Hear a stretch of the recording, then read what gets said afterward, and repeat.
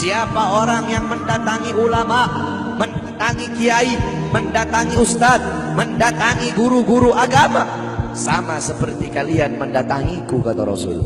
Siapa orang yang musafahah, mencium tangan ulama, mencium tangan kiai, mencium tangan guru-guru agama, sama seperti kalian mencium tanganku. Dan siapa orang yang di dunia duduk berkumpul bersama ulama, duduk berkumpul bersama orang-orang soleh, duduk berkumpul bersama para kiai, sama seperti kalian duduk denganku di dunia. Dan siapa orang yang duduk denganku di dunia, kelak di yaumil kiamah akan aku dudukkan dia bersamaku. Orang-orang yang beruntung di akhirat, orang-orang yang berbahagia di akhirat, bukanlah orang-orang yang hanya datang sekedar bawa pahala salat, yang hanya datang sekedar bawa pahala zakat, yang hanya datang sekedar bawa pahala haji. Akan tetapi orang-orang yang beruntung di akhirat, orang-orang yang kedua matanya dihalalkan oleh Allah untuk memandang wajah indah baginda Sayyidina Muhammad. Saudara-saudara, kelak di akhirat, kalau kedua mata kita tidak bisa memandang wajah Nabi, kalau kedua mata kita Allah haramkan untuk memandang wajahnya Nabi, kita menjadi orang-orang yang celaka, kita menjadi orang-orang yang rugi kalau nanti tidak bisa memandang wajahnya Nabi Muhammad. Para sahabat-sahabat yang mulia, beliau-beliau ingin masuk surga. Tujuannya itu bukan istana yang temboknya terbuat dari emas putih, bukan istana yang tanahnya terbuat dari kasturi, bukan bidadari-bidadari, bukan telaga Al-Kautsar, bukan telaga Al-Haud. Tujuan para sahabat masuk surga, tujuan para sahabat masuk surga satu, berkumpul dengan Nabi Muhammad SAW. Andaikan di surga tidak ada Nabi, para sahabat tidak ingin masuk surga, saudara-saudara. Sayyidina Ja'far bin Abi Thalib, Ja'far At-Tuyar, Ja'far At-Tuyur yang berterbangan di surga.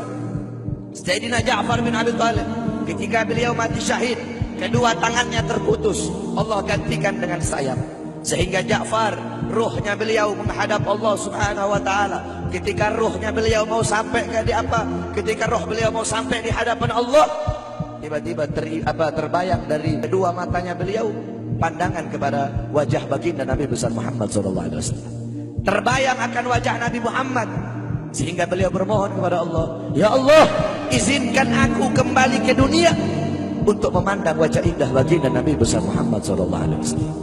Sayyidina Abu Bakar As-Siddiq radhiyallahu anhu, ketika beliau sedang berkumpul bersama Nabi, Nabi Muhammad berkata, wahai Abu Bakar, apakah engkau sudah makan?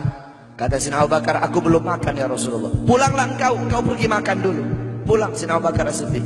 Ketika Sayyidina Abu Bakar As-Siddiq pulang, tidak lama kemudian datang lagi. Kata Rasul, wahai Abu Bakar, aku tidak pernah melihat orang makan secepat itu. Kok cepat banget engkau makan?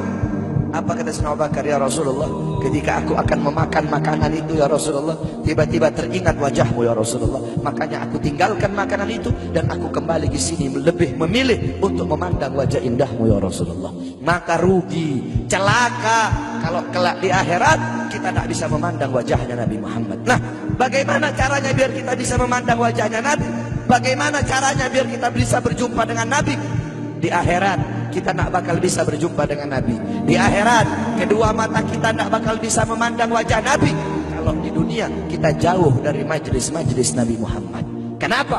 Karena kadar kedekatan kita dengan Nabi kelak di akhirat, jarak jauh atau dekatnya kita dengan Nabi nanti di akhirat, itu menurut kadar kedekatan kita di dunia dari majelis-majelis seperti ini. Jaraknya kita dengan Nabi nanti di akhirat itu menurut jarak jauh atau dekatnya kita di dunia dengan majelis-majelis seperti ini. Kalau di dunia kita dekat dengan majelis-majelis ilmu, dekat dengan majelis zikir, dekat dengan para pewarisnya Nabi, dekat dengan penyambung lidahnya Nabi, dekat dengan para ulama, dekat dengan orang-orang soleh, maka kelak di akhirat Allah pun akan kumpulkan kita bersama Nabi Muhammad. Kenapa? Karena majelis seperti ini, perkumpulan seperti ini warisan Nabi Muhammad.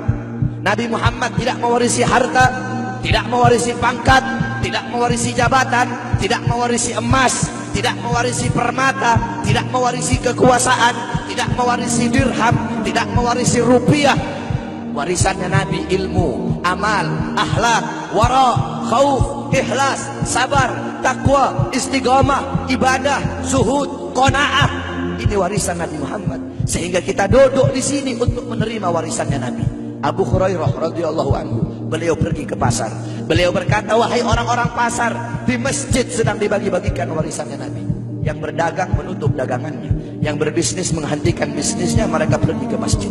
Ketika mereka sampai ke masjid, mereka bilang, wahai Abu Hurairah, mana katanya sedang dibagi-bagikan warisannya Nabi? Di sini cuma ada halago-halago ilmu, cuma ada perkumpulan-perkumpulan ilmu. Apa kata Abu Hurairah? Perkumpulan ilmu, majelis ilmu, itulah warisan Nabi Muhammad. Kita duduk di sini menerima warisannya Nabi. Maka warisan mana yang lebih mulia selain daripada warisan Nabi Muhammad? Warisan mana yang lebih agung selain daripada warisan Nabi Muhammad? Warisan mana yang lebih berharga selain daripada warisan Nabi Muhammad? Warisan mana yang lebih bermanfaat selain daripada warisan Nabi Muhammad? Oleh karena itu bersyukur kita kepada Allah, karena Allah jadikan kita hamba-hamba yang duduk di majelis ilmu. Berapa banyak hamba-hamba di luar sana yang belum Allah berikan petunjuk?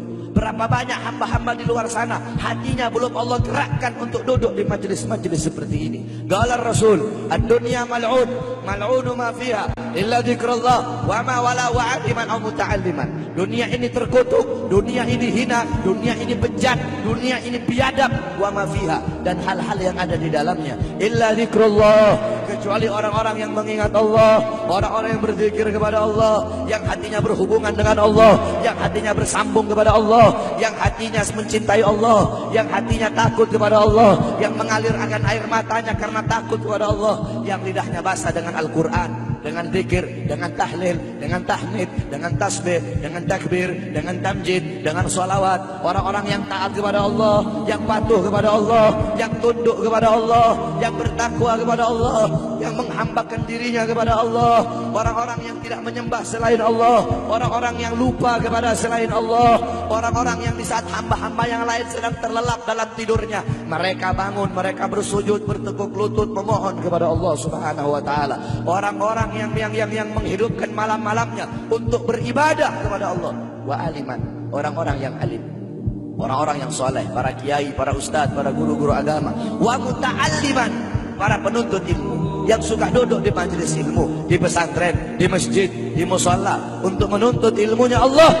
Cuma ini golongan yang mulia di muka buminya Allah. Selain daripada itu, yang sibuk dengan urusan dunia, yang sibuk dengan urusan harta, yang sibuk dengan urusan bisnis, yang sibuk dengan urusan pangkat, yang sibuk dengan urusan jabatan, siapapun, saya kek, kiai kek, habib kek, ustadz kek, lurah kek, camat kek, bupati kek, wali kota kek, gubernur kek, menteri kek, presiden kek, siapapun yang sibuk dengan urusan dunia sehingga lalai, sehingga lupa, sehingga ghafil, sehingga lupa kepada Allah, sehingga lalai dari kewajiban, maka termasuk dalam mal'un yang dikatakan oleh baginda Nabi besar Muhammad sallallahu alaihi wasallam.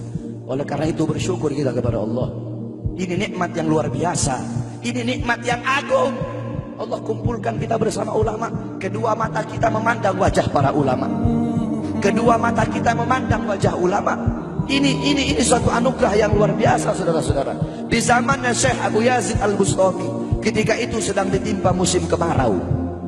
Orang-orang kampung berkumpul, mereka sholat istisqa, mereka sholat minta hujan.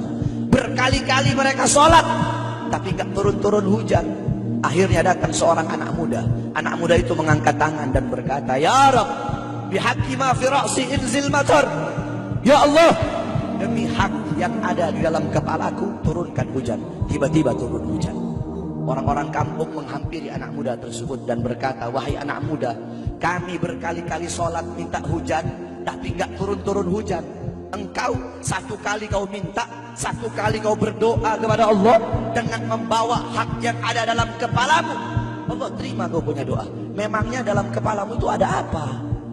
Anak muda tersebut berkata, di dalam kepalaku ada kedua bola mata, yang dimana kedua bola mata ini pernah aku gunakan untuk memandang wajahnya Syekh Abu Yazid Al-Bustami. Berkat kedua mata, sebab kedua mata yang pernah memandang wajah beliau, sebab kedua mata yang pernah memandang wajah orang soleh, maka aku bawa kedua mata ini menghadap Allah dengan harapan agar Allah menerima doaku, dan Allah pun menerima doaku. Itu kedua mata yang memandang wajah orang soleh.